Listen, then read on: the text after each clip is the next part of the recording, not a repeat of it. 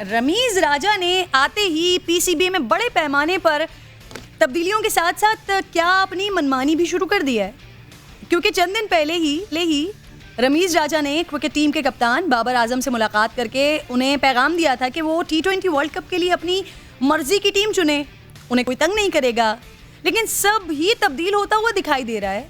रमीज़ राजा ने न सिर्फ वकार यूनुस और मिसबाउल हक से इस्तीफे ले लिए, बल्कि टीम स्क्वाड में भी अपनी मर्जी के खिलाड़ियों को शामिल किया है, जिससे बाबर आजम नाखुश हैं।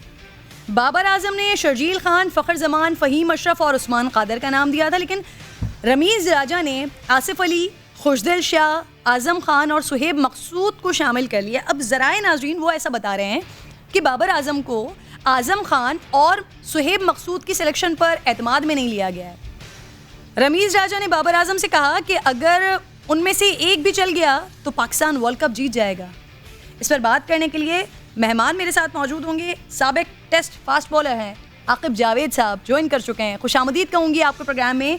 सर, रमीज़ राजा ने पहले कप्तान को फ्री हैंड दिया कि उनकी सिलेक्ट की हुई टीम में अपनी मर्जी की तब्दीलियां आप कर दी।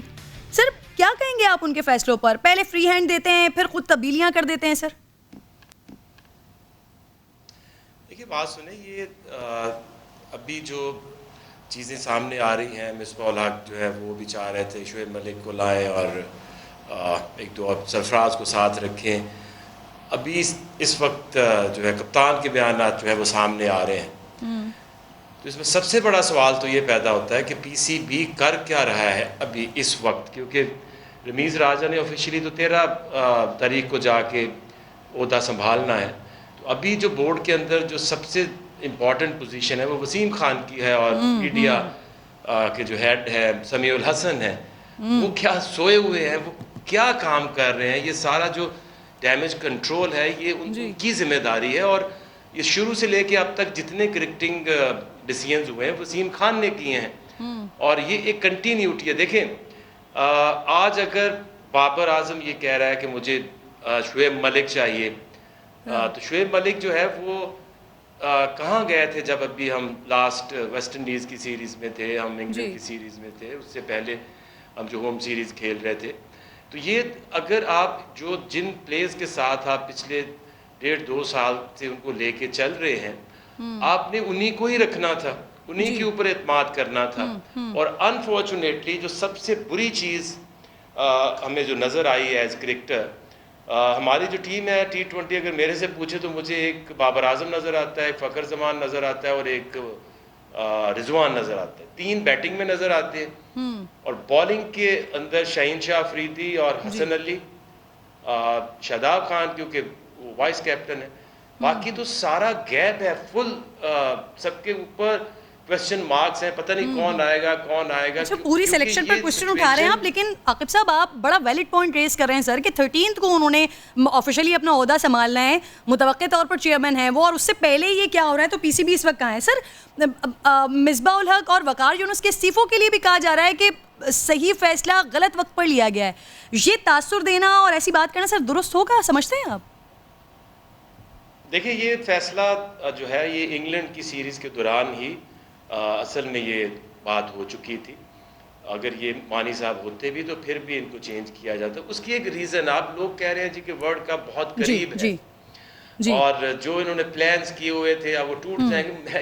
यही तो प्रॉब्लम है कि उनका कोई प्लान ही नहीं है, क्योंकि इंग्लैंड के अंदर आपने 4 ओपनर्स के साथ आपने क्रिकेट खेली जी। फ़खर जमान को आपने 4 नंबर 5 नंबर पे खिलाया। इसका मतलब ये है कि 2-2.5 साल के बाद भी उनको कोई समझ नहीं है कि किस प्लेयर को कहाँ पे खिलाना है। लोग 1 साल पहले से अपनी वर्ल्ड कप की तैयारी शुरू करते हैं, 11 के 11 प्लेयर्स वो रखते हैं जिन्होंने वर्ल्ड कप खेलना होता है।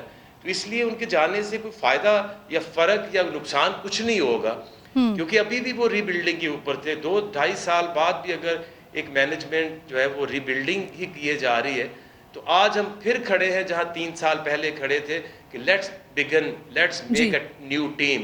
तो ये 3 साल तो बर्बाद हुए, और उसकी सारी की सारी जिम्मेदारी जो है वो वसीम खान के ऊपर जाती है, because he was the head of cricketing affairs and he's Aqib साहब, nowhere in the screen. आपको पूरी टीम में वैक्यूम नजर आ रहा है। आपने 3 बैट्समैन के बारे में बता दिया, कुछ बॉलर्स के बारे में बता दिया, बाकी पूरा का पूरा आपको स्पेस नजर आ रहा है।